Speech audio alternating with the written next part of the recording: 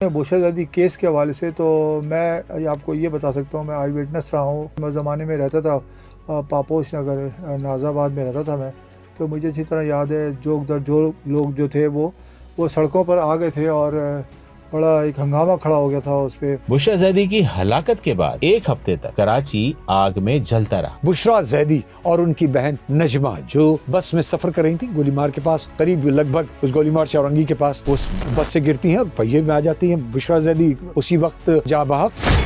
انہی دنوں کراچی میں آل پاکستان مہاجر اسٹوڈنٹس آرگنائزیشن اپنی سیاسی شناخت کے ساتھ مہاجر قومی موومنٹ کے روپ میں سامنے آئی تھی، اور نجمہ کی بہت شدید زخم آتے ہیں، نجمہ کی ٹانگ ٹوٹ جاتی ہے۔ اس ایک واقعے نے کراچی کی سیاست کو بدل کر رکھ دیا، لیکن اس کی دونوں بہنیں بری حالت میں وہاں پر سڑک پر پڑی ہوئی تھیں، اور اس کے بعد MQM کی قوت توڑنے کے لیے کئی طرح کے منصوبے بنائے گئے۔ ایجنسیز متحرک ہوئیں، کبھی کوئی آپریشن ہوا تو کبھی کوئی مذاکرات کے ذریعے مسائل حل کرنے کی کوشش کی گئی۔ آج کی نسل کے بہت سے نوجوان نہیں جانتے ہوں گے کہ بشرا زیدی کون تھی اور 15 اپریل کو کیا ہوا تھا۔ 15 اپریل 1985 وہ دن تھا جب کراچی میں بشرا زیدی نامی طالبہ ٹریفک حادثے میں جاں بحق ہوئی، اور اس کے بعد روشنیوں کا شہر ہمیشہ کے لیے بدل گیا۔ سر سید گرلز کالج کراچی کی یہ طالبہ ریس لگاتی ہوئی منی بسز کی زد میں آئی اور موقع پر دم توڑ گئی۔ اس کی بہن نجمہ زیدی اور ایک تیسری طالبہ بھی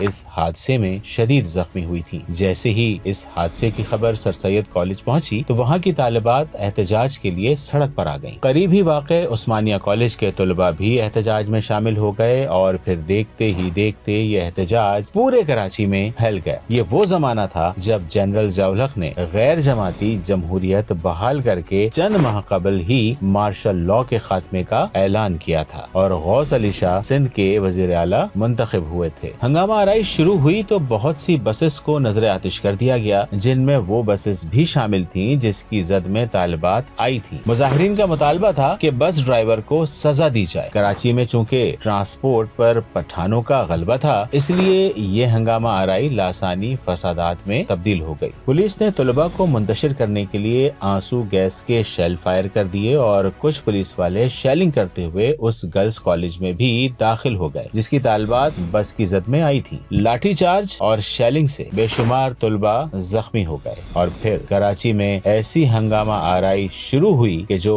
پھیلتی ہی چلی گئی۔ میں اس وقت پڑھا رہا تھا ایک اسکول میں، بس جب صبح پہنچا تو تھوڑی دیر کے بعد ہنگامے پھوٹ پڑے، اور اس نے ایک نسلی فسادات کا رخ اختیار کر لیا، اور اس رنگ میں کراچی رنگتا چلا گیا۔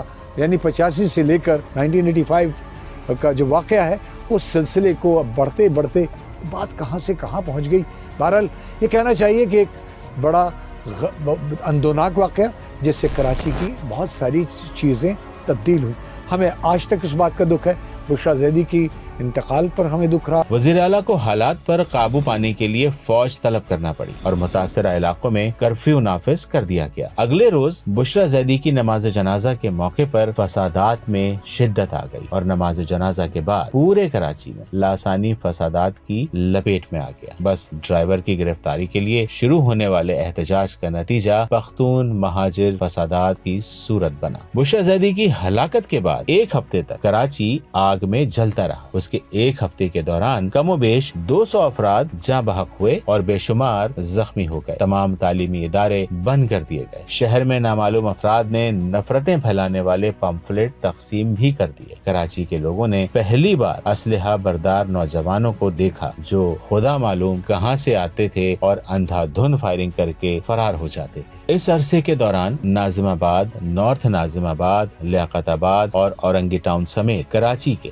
بہت سے علاقے میدان جنگ بنے رہے۔ کئی مکانات نظر آتش کر دیے گئے اور کئی دکانیں جلا کر راکھ کر دی گئیں۔ 1990 کے بعد سے بشرا زیدی کے اہل خانہ کا کسی کو علم نہیں کہ وہ کہاں ہیں۔ شاید انہوں نے کراچی یا پاکستان ہی چھوڑ دیا، لیکن اس حادثے کے اثرات آج بھی کراچی میں موجود ہیں۔ بشرا زیدی کی ہلاکت کے بعد ہنگامہ آرائی کا آغاز طلباء نے کیا تھا۔ انہی دنوں کراچی میں آل پاکستان مہاجر اسٹوڈنٹس آرگنائزیشن اپنی سیاسی شناخت کے ساتھ مہاجر قومی موومنٹ کے روپ میں سامنے آئی تھی۔ बुशरा ज़ैदी के वाक़े के बाद मुहाजिर कौमी मूवमेंट की मकबूलियत में बेपनाह इजाफा हो गया। उस वक्त के फौजी डिक्टेटर के पास ये बेहतरीन मौका था कि वो कराची की सियासत का रुख तब्दील करने के लिए MQM की सरपरस्ती करे। सो अल्ताफ हुसैन, फारूक सत्तार, तारिक अजीम, जो उससे पहले तालिब इल्म रहनुमाओं की हैसियत से जाने जाते थे, उस वाक़े के बाद उनकी शोहरत बुलंदियों पर पहुंच गई। उस एक वाक़े ने कराची की सियासत को बदल कर रख दिया। मुहाजिर कौमी मूवमेंट कराची के लोगों की मकबूल तरीन जमात बन गई। सिर्फ कराची ही नहीं, हैदराबाद और सक्खर तक MQM ने अपनी मकबूलियत के झंडे गाड़ दिए और कराची में अमन कायम रखने के लिए इक़्तिदार में MQM को हिस्सा देना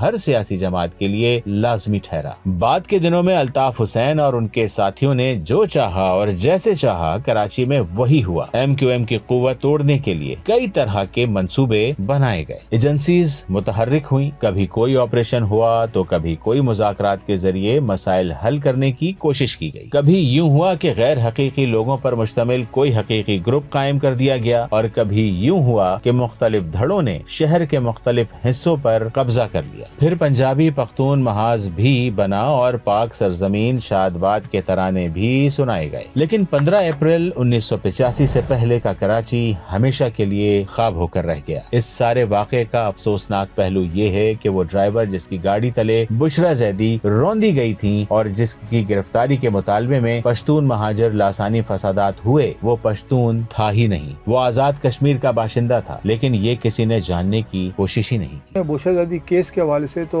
मैं आपको ये बता सकता हूँ, मैं आई विटनेस रहा हूँ। मेरी जहाँ तक मेमोरी में है, वो आज तक नक्श है वो कि एक सियासी पार्टी तंजीम के कॉल पर जो है वो बुशरा ज़ैदी का जो हुआ था हादसा, तो उस पर काफ़ी लोग जो है जमा हो गए थे। मैं उस ज़माने में रहता था पापोश नगर नाज़ाबाद में रहता था मैं, तो मुझे अच्छी तरह याद है जो लोग जो थे वो सड़कों पर आ गए थे और बड़ा एक हंगामा खड़ा हो गया था उस पर। वो आज तक जहन में है मेरे, मगर मुझे ये नहीं पता लगा कि उन केसेस पे उनकी जो कार्रवाई हुई थी बुशरा ज़ैदी के हवाले से उस पर क्या हुआ। मगर उसके बाद फिर कराची शहर के हालात जो है मुसलसल ख़राब होते गए और फिर मुख्तलिफ लसानी तंजीमें और फिर सियासी मुख्तलिफ पार्टियाँ बनती गई और वो ना रुकने वाला सिलसिला जो था वो चलता रहा और चल ही रहा है। उसकी वजह से इस शहर को बहुत नुकसान हुआ और आप लोग सब देख रहे हैं अभी जो सूरत हाल है।